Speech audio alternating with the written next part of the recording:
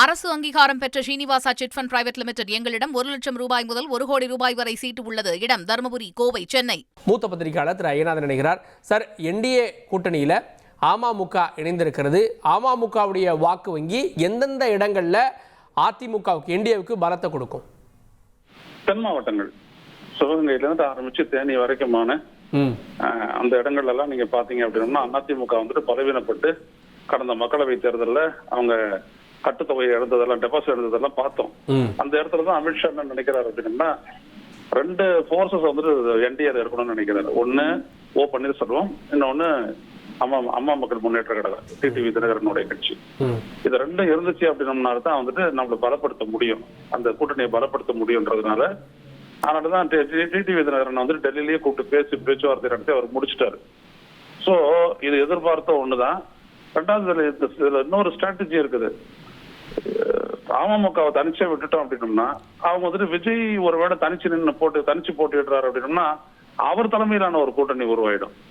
அது வந்துட்டு அதிமுக பாஜக கூட்டணிக்கு வந்துட்டு ஒரு பெரிய சவால் ஆயிடும். எனவே அப்படிப்பட்ட ஒரு நிலையை வந்துட்டு ஏற்படுத்த அனுமதிக்க கூடாது. அப்படி அனுமதிக்க கூடாது அப்படின்னோம்னா முதல்ல அமமுகவையும் ஓபிஎஸ்ஐ வந்துட்டு இந்த ஆண்டு இழுத்துக்கிறது தான் ஒரே வழி. எனவே இது ஃபுல்லா பாத்தீங்கன்னா அமித்ஷாவுடைய ஸ்ட்ராட்டஜி தான். தென் மாவட்டங்கள்ல முக்கியமா குறி வச்சு அவர் மேற்கொள்ளக்கூடிய நகர்வுகள் இது. அந்த நகர்வுகளின் அடிப்படையில் இது ஏற்பட்டிருக்கு. இப்போ ஓபிஎஸ் என்ன முடிவு எடுப்பாரு? ஏன்னா இன்னைக்கு ஓபிஎஸோட இருந்த யாருமே அங்க இல்ல. ஓபிஎஸ் தனித்து விடப்பட்டிருக்காரா? இல்ல, ஓபிஎஸ் கூட இருக்கிறவங்க எல்லாம் வந்துட்டு ஆமா திரு வைத்தியலிங்கம் அவர்கள் தான் கடைசியா இருக்கக்கூடிய எம்எல்ஏ. அவர் இன்னைக்கு வந்துட்டு திமுக போய் சேர்ந்துட்டாரு. அதான் 2ல 1. அவங்க ஒண்ணு பாஜக பக்கம் போவாங்க, இல்லாட்டி தாண்ட போவாங்க. அவர் ஓபிஎஸ் பொறுத்த வரைக்கும் என்ன அப்படின்னா மறுபடியும் அவர் பாஜகவோட தான் அவர் போவாரு. ஏன்னா அவர் வந்துட்டு வேற எங்கேயும் தனிச்சு விட மாட்டார், அமித்ஷா விட மாட்டார். காரணம் என்னன்னா அவருக்குன்னு இருக்கக்கூடிய செல்வாக்கு தரங்களுக்கு பயன்படணும் அப்படின்றதான் வந்துட்டு அமித்ஷாவுடைய நோக்கு.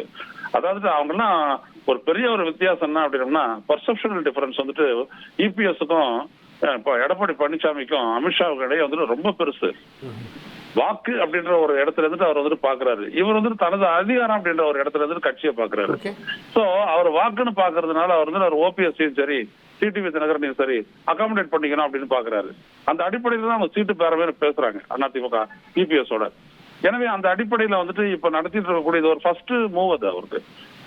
ரெண்டாவது நான் சொன்னது இல்லைங்களா, தாவேக்கா வந்துட்டு தனிச்சு விடப்படணும். ஒருவேளை அவங்க தாவேக்கா தனிச்சு நிக்குது அப்படின்னோம்னா அவங்க தனிச்சுதான் நிக்கிறாங்க. அதுக்குள்ள எந்த ஒரு மேஜர் பார்ட்டி, குறைஞ்சபட்சம் ஒரு மேஜர் பார்ட்டி போயிடக்கூடாது அப்படின்றதுல வந்துட்டு அமித்ஷா ரொம்ப புதியா இருக்கிறாரு. அவருடைய விளைவு தான் அது. எனவே ரொம்ப ஒரு ஸ்ட்ராட்டஜிக்கான ஒரு அலையன்ஸ் இது. அந்த அடிப்படையில் அவர் பண்றாரு. இது வெற்றியா முடியுமா தோல்வி அது வேற கதை. ஆனா தென் மாவட்டங்கள்ல கணிசமா ஒரு நிர்வாக அமைப்பா வந்துட்டு இயங்கிட்டு இருக்கக்கூடிய ஒரு கட்சி அம்மா மக்கள் முன்னேற்ற கழகம்ன்றது எல்லாருக்கும் தெரியும்.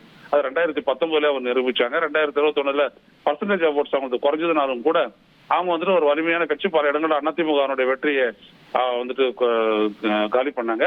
அதுக்கப்புறம் பாத்தீங்கன்னா மக்களவை தேர்தல் இது நடந்துச்சு. எனவே இவங்களுக்கு ஒரு முக்கியமான ஒரு இடத்தை கொடுத்து தங்களோட சேர்த்துக்கணும் அப்படின்றதுல வந்துட்டு அமித்ஷா ரொம்ப குறியா இருந்தாலும் அதை அவர் சாதிச்சிட்டார்.